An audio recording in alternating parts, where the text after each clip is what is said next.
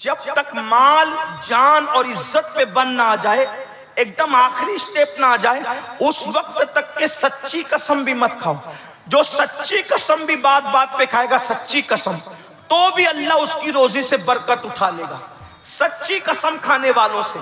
اب بتاؤ جو جھوٹی قسم کھائے، حدیث پاک ہے، علامہ ابن حجر مکی رحمت اللہ علیہ لکھتے ہیں کہ جو جھوٹی قسم کھاتا ہے، اللہ فرماتا ہے میرے نام کو قسم کا نشانہ مت بنانا، اگر تم میں سے کسی نے میرے نام کی جھوٹی قسم کھائی تو میں اس پر بھی اور اس کی 7 پشتوں پہ لعنت کروں گا۔ آج کل ساس بہو کے جھگڑے میں قسم کھائی جاتی، میاں بیوی کے جھگڑے میں قسم کھائی جاتی، قسم نہ کھاؤ۔ سرکار غوث پاک فرماتے ہیں نیک لوگوں کی 10 علامت ہے، اس میں سے ایک علامت یہ بھی ہے کہ جو نیک ہوگا وہ کبھی قسم نہیں کھائے گا۔ نیک لوگ قسم کھانے سے بچتے ہیں، جب تک بالکل مجبوری نہ ہو اس وقت تک قسم نہ کھاؤ، اور قسم بھی کھاؤ تو پھر سچی کھاؤ، جھوٹی قسم نہ کھاؤ۔ جھوٹی قسم کا انجام بہت برا ہے، جھوٹی قسم پر اللہ نے لعنت فرمائی ہے، اور بلکہ 7 پشتوں تک لعنت کا اعلان فرمایا ہے۔ اس لیے جھوٹی قسم نہ کھاؤ۔ اللہ اکبر، کیا حال ہو گیا لوگوں کا، 250 روپے کی چپل بیچنے کے لیے بھی اللہ کی قسم کھاتے ہیں، پالک اور سبزی بیچنے کے لیے بھی اللہ کی قسم کھاتے ہیں۔ لوگوں کا حال یہ ہو گیا۔ میرے آقا صلی اللہ علیہ وآلہ وسلم کے دیوانوں، یہ سب دین سے دوری کا نتیجہ ہے، مذہب سے دوری کا نتیجہ ہے، اسلام سے دوری کا نتیجہ ہے۔ ہم نے کمپیوٹر تو سیکھ لیا، کالج کی تعلیم تو حاصل کر لی، ہم نے بزنس تو سیکھ لیا، تجارت تو سیکھ لی، مگر ہم نے اللہ کا دین نہیں سیکھا۔ جو ڈگریاں صرف قبر کے باہر کام آئے گی، ان ڈگریوں کے لیے 25 سال لگا دیے، اور جو دین کی ڈگری قبر کے اندر جائے گی ہم نے اس کے لیے کوئی توجہ نہیں کی۔ یاد رکھیے، دین کی قدر کیا کی، دین کی اہمیت کیا کی، دین کی کیا قدر جانی، کوئی قدر نہیں جانی۔ بلکہ آج کل فکر تو یہ بن گئی، ارے مولانا یہ دین کیا چیز ہے، یہ سب مولوی مولانا لوگ جانے، ہم کیا جانے، ہم تو دنیا دار لوگ ہیں۔ لا الہ الا اللہ، استغفر اللہ۔ یاد رکھنا یہ دین ہی ہے، دین جس نے عرب کے بوریا نشینوں کو کیسر و کسریٰ کا تاجدار بنایا ہے۔ یہ دین ہی ہے، دین جس کی وجہ سے آج ہم مسلمان کہلاتے ہیں۔ یہ دین ہی ہے، دین جس کی وجہ سے آج انشاءاللہ ہم مسلمان کہلانے، مومن کہلانے، اور کل انشاءاللہ اسی کی برکت سے ہم جنت میں جائیں گے۔ دین کی برکت سے، مذہب کی برکت سے، مسلک کی برکت سے، اسلام کی برکت سے انشاءاللہ جنت میں داخلہ نصیب ہوگا۔ اس لیے دیندار بنو، لیکن دیندار کیسے؟ صرف داڑھی ٹوپی والے، کرتے پیجامے والے نہیں، بلکہ ایسے دیندار بنو جیسے دیندار بنانے کے لیے مصطفیٰ جان رحمت تشریف لائے تھے، اللہ کے رسول تشریف لائے تھے۔ وہ دینداری کا تصور قائم کرو، گھر میں پردے کا نظام ہو، گھر میں اسلامی نظام ہو، ہمارے گھر میں کوئی جھوٹ نہیں بولتا ہو، جھوٹی قسم نہیں کھاتا ہو، ہمارے گھر میں لوگ فجر میں اٹھ جاتے ہو، باپ بچوں کو فجر میں اٹھاتا ہو، بیوی شوہر کو فجر میں اٹھاتی ہو، شوہر بیوی کو فجر میں اٹھاتا ہو۔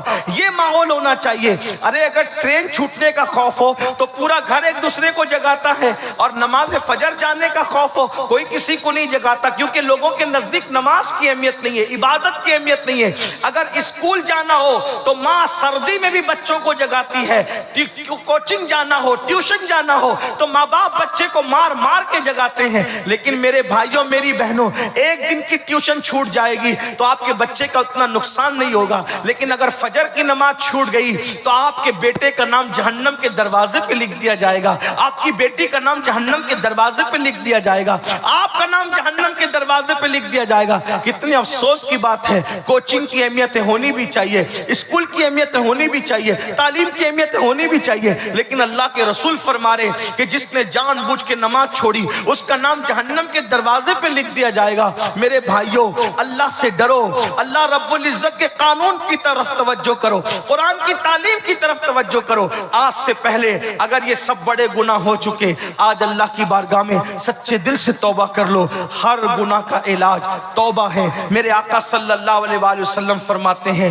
گناہ سے توبہ کرنے والا ایسا ہے جیسے اس نے گناہ کیا ہی نہیں۔ اللہ کی بارگاہ میں سچی توبہ کرو، معافی طلب کرو۔ میرے آقا علیہ السلام ارشاد فرماتے ہیں اگر کوئی 40 سال تک بھی گناہ کرے اور ایک مرتبہ اللہ کی بارگاہ میں سچی توبہ کرے، میرا اللہ اس کو معاف کر دیتا ہے۔ بلکہ میرے بھائیوں، کبھی کبھی توبہ کرانے والے لوگ پیچھے رہ جاتے ہیں اور توبہ کرنے والے آگے بڑھ جاتے ہیں۔ کبھی کبھی توبہ کرانے والے لوگ پیچھے رہ جاتے ہیں، توبہ کرنے والے لوگ بہت بلندی پہ پہنچ جاتے ہیں۔ اس سلسلے میں ہمارے بزرگوں نے تصوف کی کتابوں میں کئی واقعات لکھے ہیں۔ ہو سکتا ہے آج ہم آپ کو توبہ کی دعوت دے رہے ہیں، ہم یہی رہ جائیں اور آپ آگے بڑھ جائیں، اللہ کرے بڑھ جائیں آگے۔ اس کے کرم کی کوئی انتہا ہے، وہ تمہیں بھی آگے بڑھائے، ہمیں بھی آگے بڑھائے۔ اس ارشاد فرمایا جاتا ہے ایک مرتبہ کا واقعہ ہے، حضرت سیدنا ذوالنون مصری رحمت اللہ تعالی علیہ، حضرت ذوالنون مصری رحمت اللہ علیہ، آپ کو شوق تھا دریا کی سیر کا۔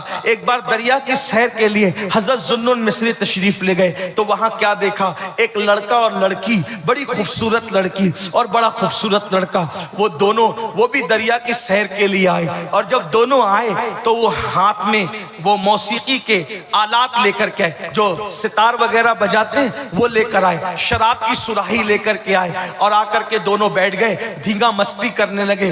حضرت ذوالنون مصری بھی وہاں تھے، آپ نے نظریں جھکا لی، اللہ والے نے نظر جھکا لی۔ ایسے میں انہوں نے شراب بھرا اور شراب کا ایک جام حضرت ذوالنون کی طرف دیا، اے جوان لو پیو۔ آپ نے فرمایا الحمدللہ ہم مسلمان ہیں، ہم شراب نہیں پیتے، ہمارے یہاں شراب اور سور کو حرام کیا گیا ہے، ہم شراب نہیں پیتے۔ انہوں نے شراب کا جام واپس لے لیا اور اس کے بعد میوزک بجانے لگے، گانا گانے لگے اور حضرت ذوالنون کو چھیڑنے لگے، اے جوان تجھے بھی گانا آتا ہے؟ حضرت ذوالنون نے فرمایا گانا تو جو اس کو نہیں کہہ سکتے، لیکن ایک چیز ہے تمہارے اس گانے سے بہتر ہے جو میں پڑھ سکتا ہوں۔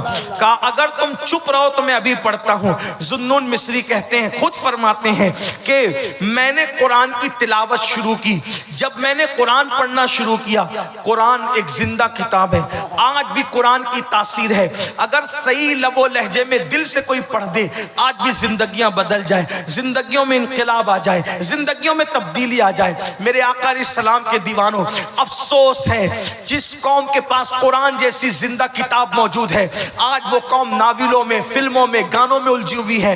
بہرحال حضرت ذوالنون نے قرآن کی تلاوت شروع کی، وہ لڑکا اٹھ کر کے بھاگ گیا، وہ لڑکا اٹھ کے بھاگا، لیکن لڑکی جو تھی زار زار رونے لگی، زاروں قطار رونے لگی اور کہنے لگی اے جوان تیرا نام کیا ہے؟ فرمایا ذوالنون مصری، تیرا گانا بڑا خوبصورت ہے۔ ذوالنون مصری نے فرمایا اے لڑکی یہ گانا نہیں ہے، یہ اللہ کا کلام ہے، اللہ کا کلام، اسے قرآن کہتے ہیں، یہ ہمارے نبی محمد الرسول اللہ پر نازل ہوا، یہ قرآن اللہ کی کتاب ہے۔ اللہ اکبر، اتنا سننا تھا۔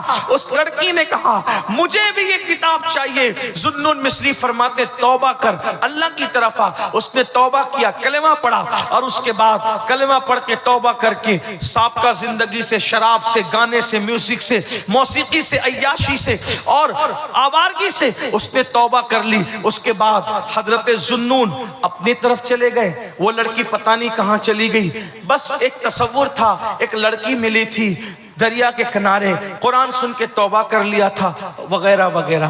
حضرت ذوالنون حج کے لیے گئے، کعبے کا غلاف پکڑ کر آپ رو رہے تھے، دعا کر رہے تھے۔ ایسے میں پیچھے سے ایک عورت کی آواز آئی، اے اللہ میں بھوکی ہوں، میرے لیے کھانا نازل کر۔ بس اتنا کہنا تھا کہ آسمان سے ایک دسترخوان اترتا ہوا نظر آئے، اس میں انگور کے خوشے تھے۔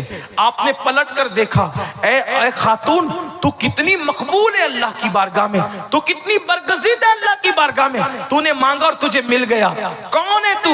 اس نے کہا ذوالنون۔ پہچانا نہیں؟ حضرت ذوالنون نے کہا میرا نام بھی جانتی ہے، پہچانا نہیں؟ کہا کون ہے تو؟